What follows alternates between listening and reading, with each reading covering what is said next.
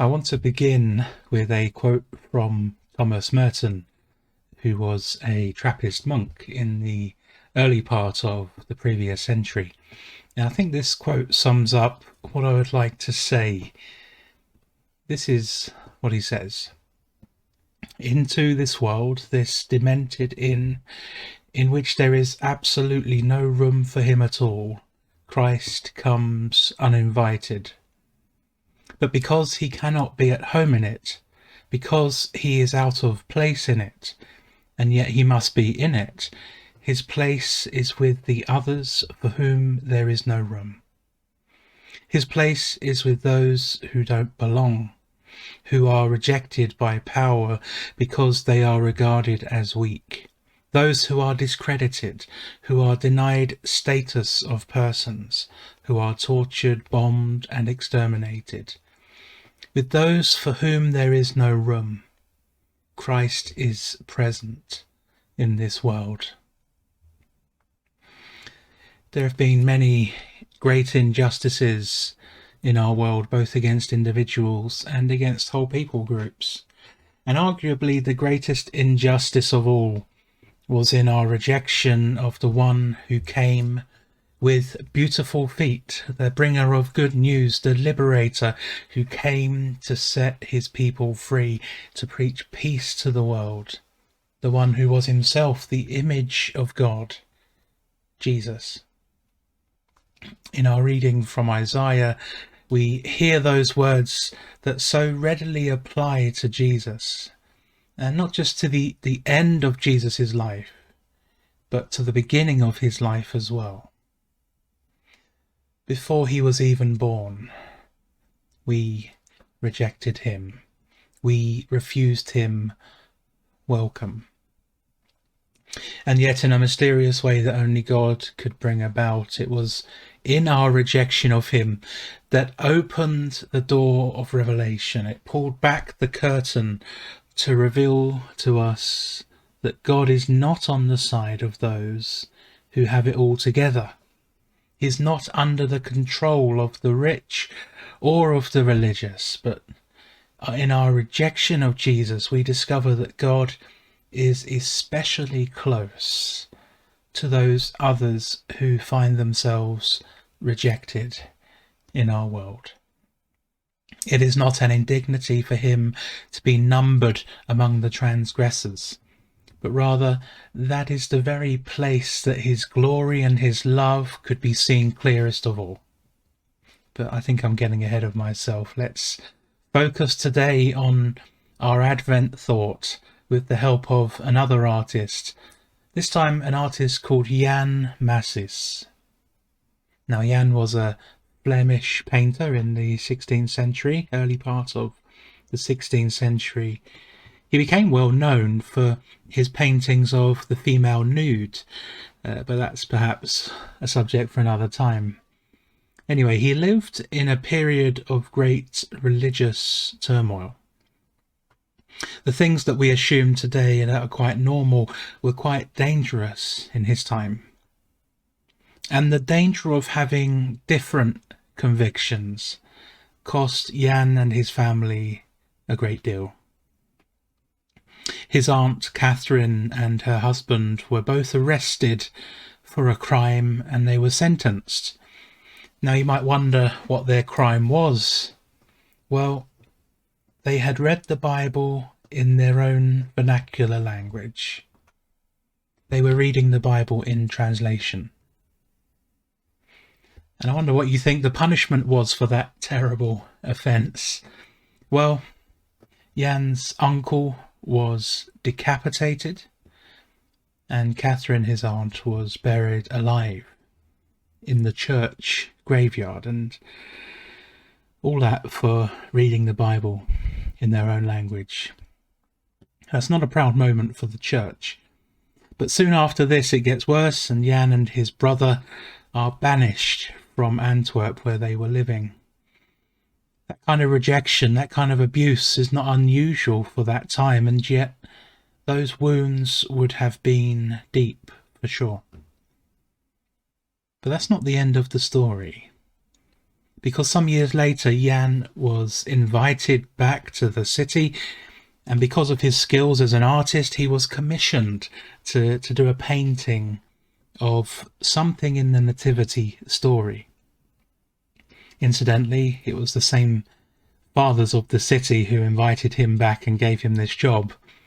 But anyway, he agreed to do it, and thus we have the painting that we're going to look at in just a moment. But Jan didn't choose to paint the birth of Jesus, or a cozy scene with angels adoring the newborn child, but he chose instead to paint a part of the story that perhaps we don't focus on very much, where Mary and Joseph are refused hospitality. And so we come to our painting this morning. It is titled Hospitality Refused. Hospitality refused. I'm sure you know the story. Mary and Joseph are on their way to Bethlehem to register in that great census. Mary is heavenly pregnant, and as they arrive, we're told there is no room for them in the inn. We're not given much detail about that in the Gospels, and before Jan, not many painters were actually that interested in it. But when we do pay attention to that detail, that part of the story, it shines a light on much of what is to come in the life of Jesus. From the moment of his birth, Jesus is being rejected. He is born in a place where animals were fed. He is visited not by the head of state and the dignitaries of the time, but by shepherds and foreigners. Once Herod discovers the truth of his birth, his young life is put at risk. He, along with his parents, must become a refugee, fleeing for their lives. So early on in his story, he is being rejected, his life valued as nothing. And as he grows up, this rejection will continue. There's the incident in his hometown synagogue where he is invited to read from the Isaiah scroll. So he chooses his passage and he delivers his words. And what is the reaction to that? His own town rejects him. They drive him away and they try and kill him there and then. In our passage from Isaiah, the prophet speaks of one who was sent by God, who lived an upright life and yet found himself rejected. Isaiah calls him the suffering one, the suffering servant, one who in his very person represents all of those who have been rejected and cut off from society. The image that Isaiah paints of this figure isn't attractive. He would be ugly. People would despise him and reject him, the kind of person that you would cross the road to avoid. He would become the focus point of all our suffering, so much so that people would look at him and say that God must be punishing him. But Isaiah said it was our transgression that punished him. It was our wrongdoing that caused him to suffer. It was our rejection that wounded his body. We rejected him, not because he was guilty, but because he was innocent. He had come with good news to speak liberation of God's kingdom, to set the captives free, to bind up the broken, and to bring about an age of justice and peace. And we rejected him. If we listen to the story correctly, we will be horrified, enraged by the rejection of Jesus. Of all people, Jesus should never have been rejected. He came to heal, to set people free, to speak peace, to show us what abundant life could look like. And we cut him off. We trampled all over him. That kind of injustice should make us angry. But it should also make us self-aware. Because the language of Isaiah, I think, is really important. We did this. We were the transgressors. We were the ones who went astray. We treated him this way. Not them, but we. I have a part to play. And that thought is quite troubling, isn't it? Because once I accept that, I must start to look at the many other ways that I have allowed rejection to take root in my life. And I'm forced to answer the question, who are the ones today that I have rejected? Do I even see the ways that I refuse hospitality to others, push others away, ignore their needs? As we look at that painting, we see Mary and Joseph refused hospitality.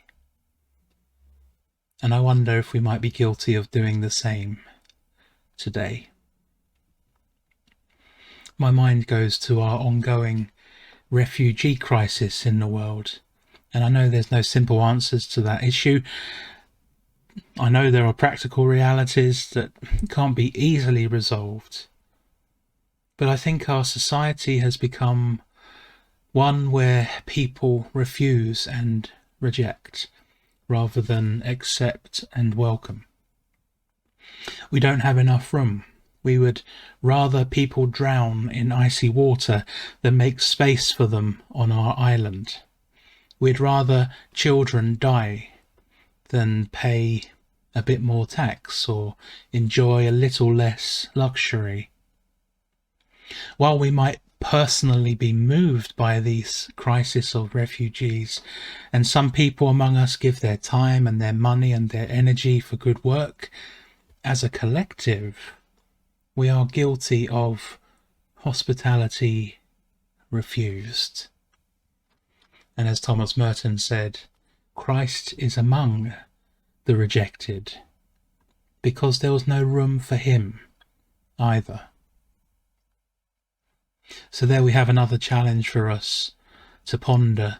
Christ himself is among the rejected, and yet so often we find ways of avoiding them.